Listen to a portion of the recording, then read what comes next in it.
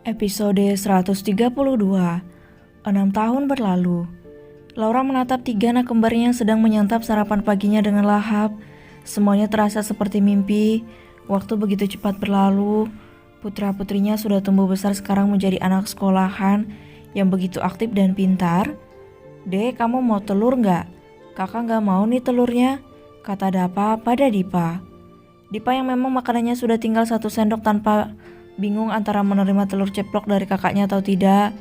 Melihat itu Marpel tersenyum.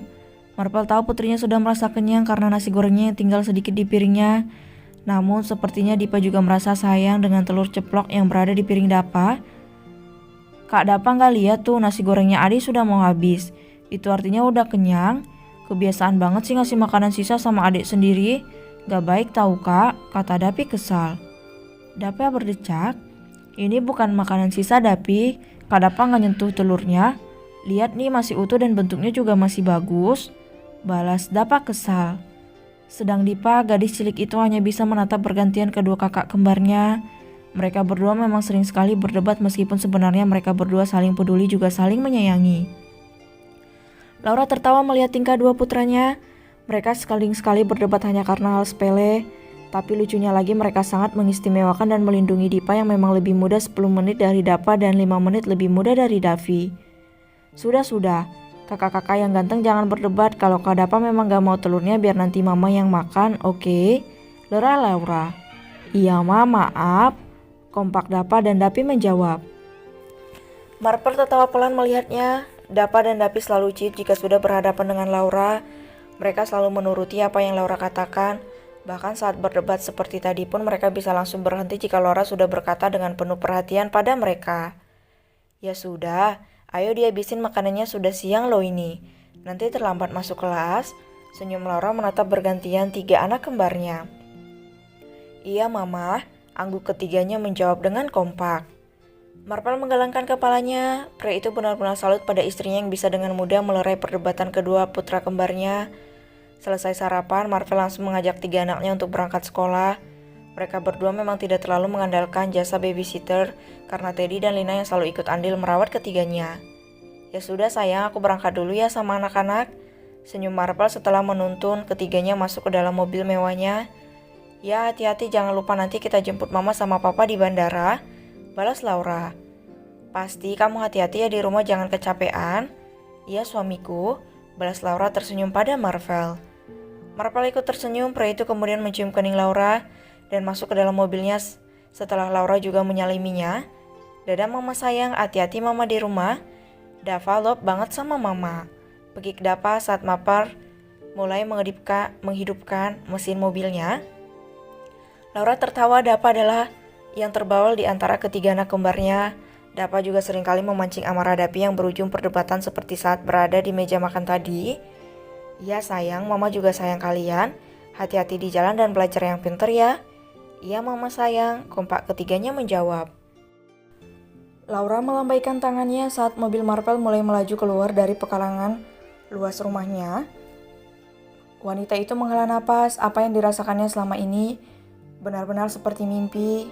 Mimpi yang bahkan tidak pernah Laura impikan setiap tertidur dulu. "Tuhan, semoga semua ini akan terus berlanjut hingga di kehidupan kekal kami nanti." Lirih Laura menatap mobil suaminya yang akhirnya menghilang dari pandangan kedua matanya.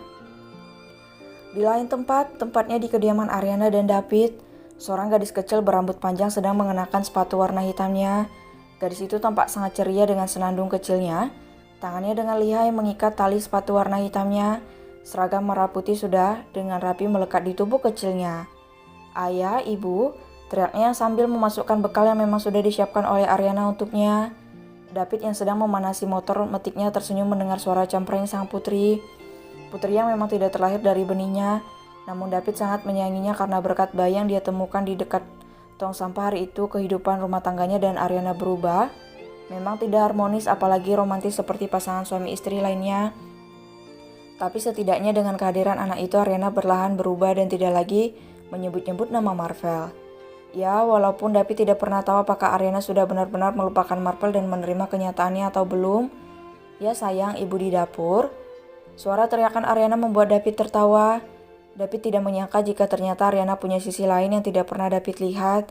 Ariana bisa menyayangi bayi yang David temukan di dekat tong sampah seperti Ariana menyayangi buah hatinya sendiri. Tidak lama suara Leni berlari menuju dapur terdengar sayup-sayup di indera pendengaran David. David tahu gadis kecil itu pasti menghampiri Ariana yang sedang sibuk di dapur. Merasa penasaran, David pun masuk dan segera melangkah menuju dapur untuk melihat pemandangan indah yang selalu membuatnya merasa semangat setiap paginya. "Ibu, ini sudah siang, Leni harus segera berangkat," kata Leni pada Ariana yang sibuk membuat kue di dapur. Ariana buru-buru mencuci tangannya yang kotor oleh tepung. Wanita itu kemudian membalikkan tubuhnya menghadap pada Leni yang berdiri tepat di belakangnya. "Ayah sayang, oke, kamu hati-hati ya. Belajar yang pintar dan jangan nakal di sekolah. Bekal sama air minumnya sudah dimasukin ke tas kan?" Tita Ariana kemudian bertanya. "Sudah, Ibu." Melihat itu, David sangat takjub. Ariana sangat menyayangi Leni yang bukan darah dagingnya sendiri. "Pintar sekali anak Ibu," puji Ariana. "Iya, Ibu." Angguk Leni tersenyum senang kemudian mengulurkan tangannya pada Ariana. Ariana menyambut tangan kecil Leni yang menyaliminya kemudian membungkukkan, mencium seluruh bagian wajah putri kecilnya. "Pulang sekolah nanti Ibu akan masakan perkedel jagung kesukaan kamu," katanya tersenyum manis.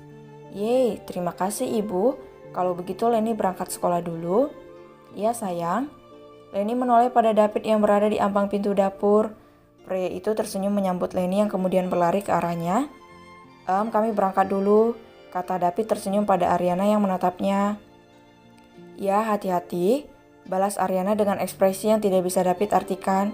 Kemudian kembali dengan aktivitasnya membuat kue pesanan tetangganya yang akan mengadakan selamatan. David menghela napas. Mungkin sampai kapanpun memang Ariana tidak akan bisa membuka hati untuknya. Tapi bagi David itu sudah bukan lagi masalah. Yang terpenting Ariana mau merawat Leni dengan baik. Itu sudah cukup bagi David, mengingat David yang tidak bisa memiliki keturunan. Leni adalah segalanya untuknya sekarang. Kebahagiaan gadis kecil itu juga adalah kebahagiaannya.